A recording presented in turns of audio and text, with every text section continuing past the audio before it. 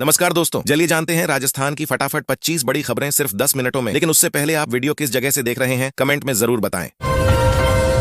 राजस्थान सरकार ने बेटियों की पढ़ाई आसान बनाने के लिए बड़ी मदद दी है। अब हर बेटी के लिए 50,000 रुपए की आर्थिक मदद मिलेंगे। इस योजना से पढ़ाई में किसी तरह की परेशानी नहीं होगी। सभी योग्य छात्राएं इसका लाभ उठा सकती हैं।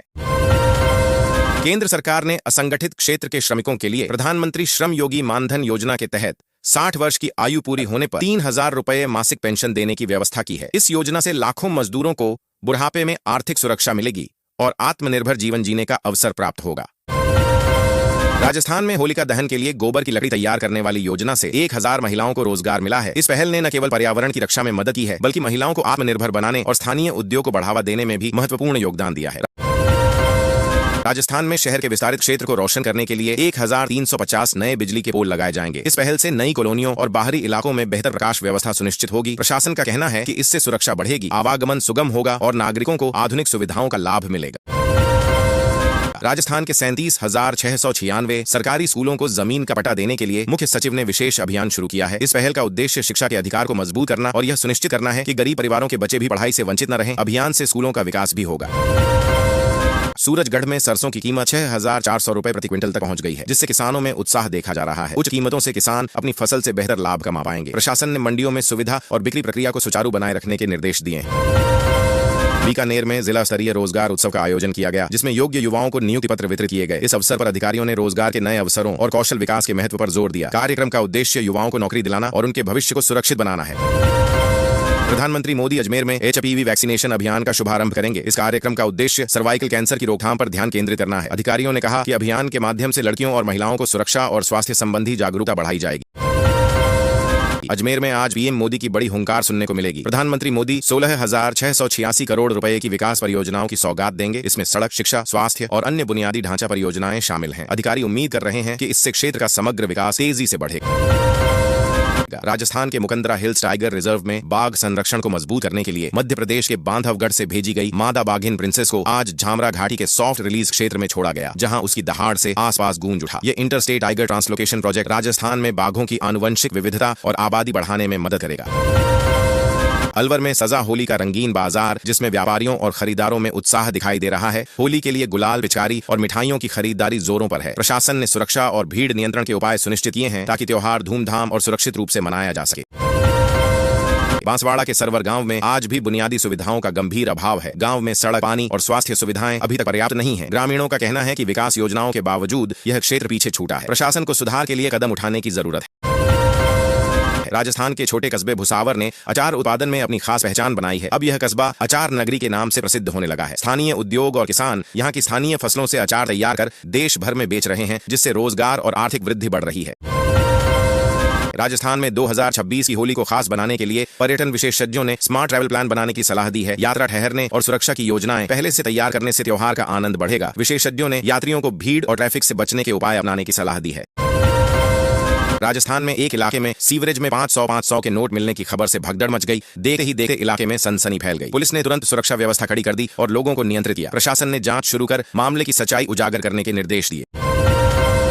प्रधानमंत्री मोदी राजस्थान के अजमेर से सर्वाइकल कैंसर वैक्सीन लॉन्च करेंगे। यह पहल महिलाओं और लड़कियों के स्वास्थ्य के लिए नई उम्मीद लेकर आई है। स्वास्थ्य विभाग ने बताया कि वैक्सीनेशन अभियान से सर्वाइकल कैंसर की रोकथाम में मदद मिलेगी और जागरूकता बढ़ेगी।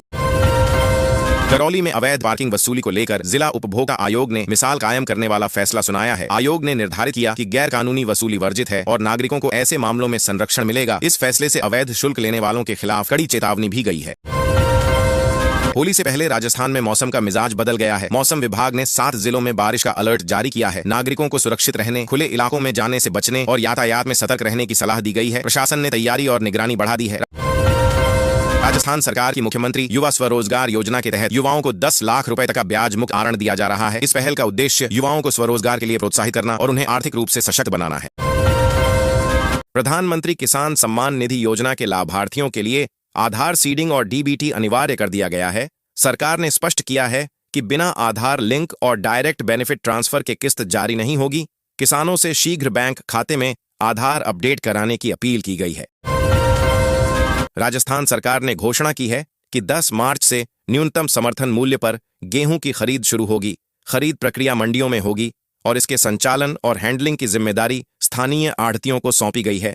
किसान अपने फसल का लाभकारी मूल्य सुनिश्चित कर सुरक्षित तरीके से बेच सकते हैं। जयपुर के जितेंद्र शर्मा ने मिस्टर भारत का खिताब जीतने के बाद अब वर्ल्ड ग्लोबल इम्पैक्ट अवार्ड 2026 से अपनी सफलता की झंडी गाड़ दी है। उनके सामाजिक और वैश्विक योगदान को यह प्रतिष्ठित अवार्ड सम्मानित करता है। जितेंद्र ने भारत का नाम दुनिया में गर्व से रोशन किया।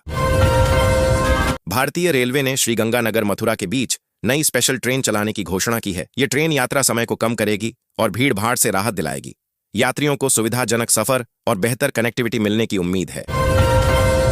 स्वरूपगंज के एक स्कूल की जर्जर इमारत ने शिक्षा विभाग की लापरवाही उजागर कर दी है। इमारत की खस्ताहाली बच्चों की सुरक्षा पर गंभीर सवाल खड़ा करती है। स्थानीय लोग और अभिभावक जल्द सुधार की मांग कर रहे हैं ताकि बच्चे सुरक्षित वातावरण में पढ़ाई कर सकें। अजमेर में पीएम मोदी की जनसभा को लेकर मुख्यमंत्री और प्रशासन ने तैयारियों का जायजा लिया।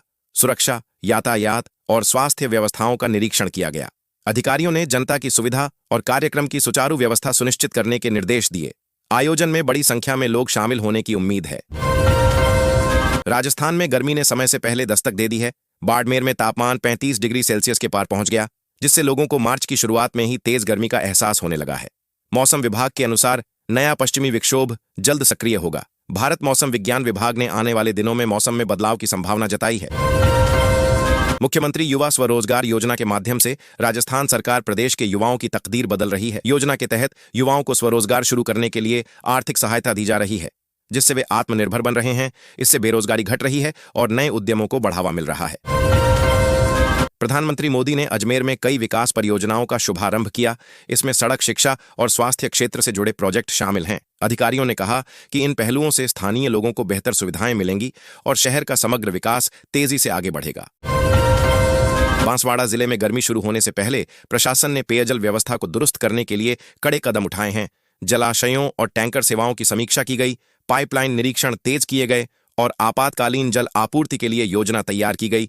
नागरिकों को पर्याप्त पानी उपलब्ध कराने पर जोर दिया गया।